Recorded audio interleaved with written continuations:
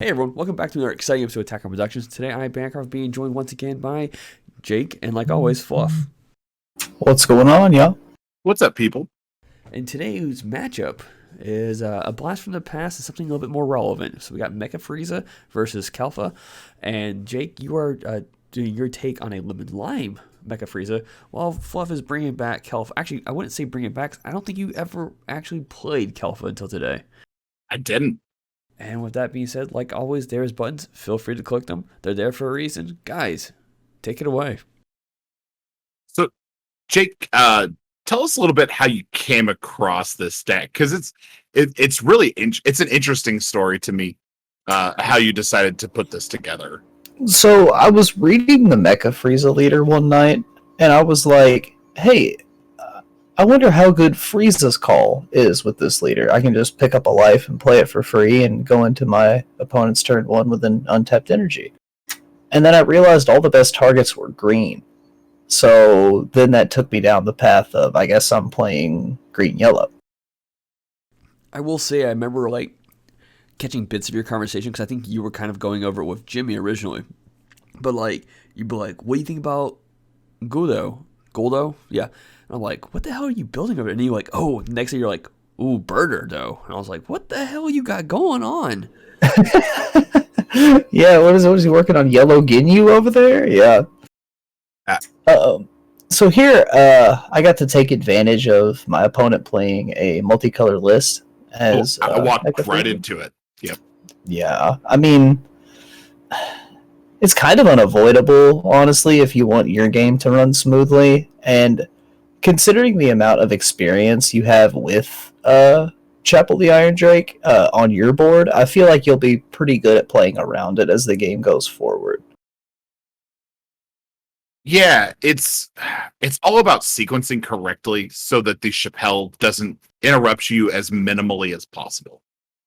I don't have a good card to play with 2 energy here, but I know swinging with the Kale, I'll get to restand my 1 energy during your turn. So I'll have the 2 energy up to use defensively or to play whatever I need to suit the situation. So I'm not too worried about giving up that energy tap there. And I know you're not going to swing with the Chappelle unless you feel like it's going to put you in a position to win the game that turn. So I'm not worried about you pressuring on with that. I am, however, worried about this Unison, because this Unison will give you access to charismatic villains, I believe. Yeah, even though And, my leader isn't green. yep. And their cold-blooded lust on the Raiders' Warcry hurts. It's not quite as bad as like having it denial of hope or something like that, but losing that draw and losing that tap equivocally sucks, because I do have a poutine in hand, and I know that as fast as I can put that poutine out, the better. Yeah, it's just such a strong battle card, and the fact that it comes out for free is just even better. Yep. And here you pushed it to Migra with the Unison Killer Trio to Dangers. And I opted to take the life and not let you kill Demigra here. I was hoping to get a charismatic villain out of the life and maybe get some kind of use out of this Demigra. And looking back, I probably should have just let it die and kept a couple of extra points of life, considering how important life of a resource is in Mecha Frieza. Yeah. So I wanted It was a to big touch base on something real quick. I just looked up to double check. So activating Universe 9 Assemble on that turn 1 play, you have to take a life for it, don't you? Because you may activate, if you activate an extra card, yellow extra card, you may take up to 1 life. If you do reduce energy cost, you didn't take the life though, I don't think. No, I did. I was at 6 right there. Because he swung with leader early, and I comboed out with Valiant Breakthrough, so I didn't take damage off his first leader. I just wanted to make sure I didn't miss that. I had to look away just to make sure. Yeah. No, I comboed out of a leader swing that players typically take in the turn 1-2 exchange. Yeah. Kind of evened it back out for you after that Unite Assemble. Yeah. But turn 1 Unite Assemble is so much advantage. It's so hard to pass through. This Basil put in a lot of work for you. That I still think this is one of the best 1-drops in the game. Just when you see the amount of value that this card can give you, it can help clear the board. It can adequately pressure unisons. It can pressure the leader. It is a 1-drop. It's susceptible to many different types of removal. But if you're playing something like blue-yellow, there's not a ton of at-will removal that can just pop a 1-drop. And it's kind of a red herring. If you think about this card as an early game play, it's honestly kind of underwhelming. But when you play it in the later stages of the game is when it really shines. And it's one of the few 1-drops that's really good off the top of the deck. Yeah, it's fantastic. And you do a great job of leaving it open when it needs to be open and using it adequately when it needs to be used. Like, you use that card extremely well. Like, you just cleared my field. You with 1 energy were able to clear my field. Now, you did have to overwhelm, which got rid of your Goku in the drop area, and you did have to give up that, but you cleared my hand. And blue-yellow, once you lose your field, it's kind of hard to come back from that in a meaningful way. Especially when you're having to budget your energy underneath a Chappelle. Yeah. You almost swung with that Chappelle there, and you decided against it. Probably should have, looking back, considering I put you to 4 and turned on your Awaken skills. Probably would have been better just to turn it sideways and block if you swing at it. Yep. Thing is, I'd like to use the leader's front side to advantage the situation that I'm currently in, but I don't think I have a Universe 6 in hand to advantage that front side. So what I'm here is, do I need to charge another energy, or can I just stick with the 3 energy on field? The ultimate conclusion is this deck never really needs to charge more than 3. It has plenty of recurrent play turn to turn. So it doesn't really need to charge more than that under very few circumstances. And maybe with the Chappelle being on field, maybe that's a route that I decide that I have to take later on. But I don't really worry about it here and just stick with the 3. And I'm kind of debating if I want to awaken or swing and move forward there. But I think that the idea is that drawing 4 in this deck is huge. That, and you can't really get over Birder if you don't awaken. Sure, you could awaken in the combo step, but at that point, he's kind of done his job. Yeah. If you awaken first, you make me think about how I'm going to block more. Yeah. If Birder can bait out a combo to get rid of him, then Birder is paying for itself. I honestly feel like if you get to block once and look at the top 3 once with Birder, then it was worth the Frieza call and the point of life. Absolutely. Because it lets you cycle seeing things you don't want to see, things that you do want to see. The synergy is really good with Unite Assemble as well, because you can put your Basils and Iron Drakes to the bottom of your deck. That is such a good point. Because nothing sucks worse than drawing your Chappelle, and maybe it's the only one left in your deck. So you draw your 2, see the Chappelle, and then you don't get the free play off the Unite Assemble.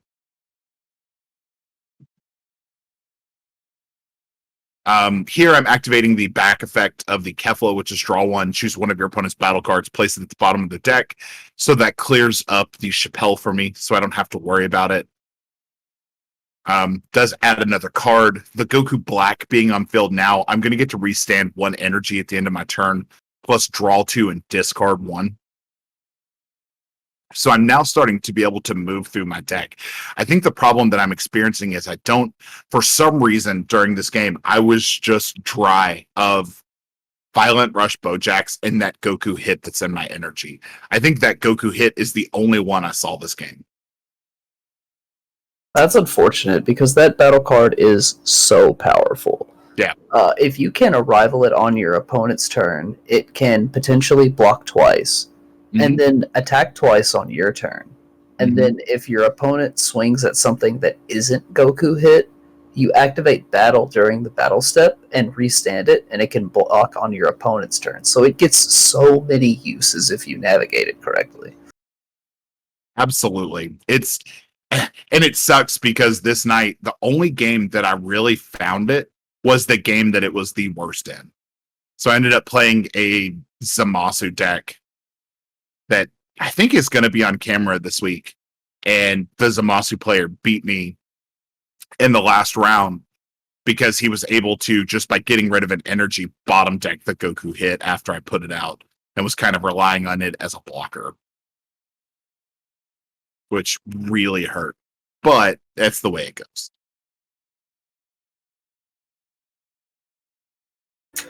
So here, I'm really concerned with your backside leader effect, being able to pick up 3 multicolor cards from your drop area.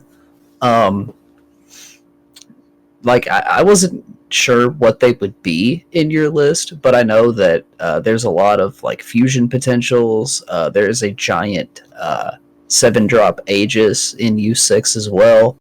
So I was really hoping to kill you like before you could get that off. But the thing about blue-yellow is it's just so sticky. Like, even if you get to the battle step, you can't guarantee that you're going to get any damage through. Yeah. It can be really hard to deal damage to this leader or to catch them defenseless. I burned a Dimension Magic on your last turn, and the reason is I believe in hand I'm sitting on a Frost Deadly Poison, and I was half expecting you to drop some giant threat. So I wanted to be standing at 3 energy in case I needed to use it. And maybe that was a waste of a Dimension Magic there. But I wanted to have the defense just in case I could. The result is that you passed with 4 open energy. So that tells me you have plenty of reactions, things that you can do to counter. So I thought a way to mitigate that was that I would just activate Draw Apes, and instead of swinging and baiting out something on your turn or on my turn, I would just pass and make your last turn effectively useless. Right. And I was really interested here that you continued not to charge energy. At this point, I'm 2 energy up on you, although that doesn't mean a lot against blue. So here I'm trying to go for a kill setup. I'm going to rest your last energy, kind of force any remaining Dimension Magics out of your hand, and draw a card from the Broly. Yeah. If it's, yeah. And I'm finally able to arrival too, and you just tapped my 1 open energy. I was like, crap. Yeah. That's exactly what I did not want to happen. Resting Leader was a great call here to prevent me from drawing additional cards. Yeah, you kind of walked into that one. And I don't know that I had used a super combo up until this point, so I don't know if you were expecting those. You're playing blue-yellow. Yeah, you almost have to know that it's there. And I was just happy to get the Frieza tapped to keep you off that draw for the turn.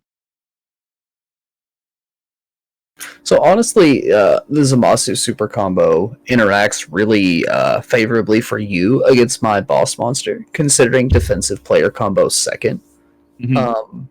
So I was kind of hoping that Broly would fish one out of your hand here. What I didn't want was the Poutine to hit the table, because it prevents me from successing into Gohan and going for the last 3 life with all of your energy rested. I mean, at that point, even if you Dimension Magic, I've put you in a situation where you have to remove the Gohan, and my life is relatively safe with the blockers and things I have on the table.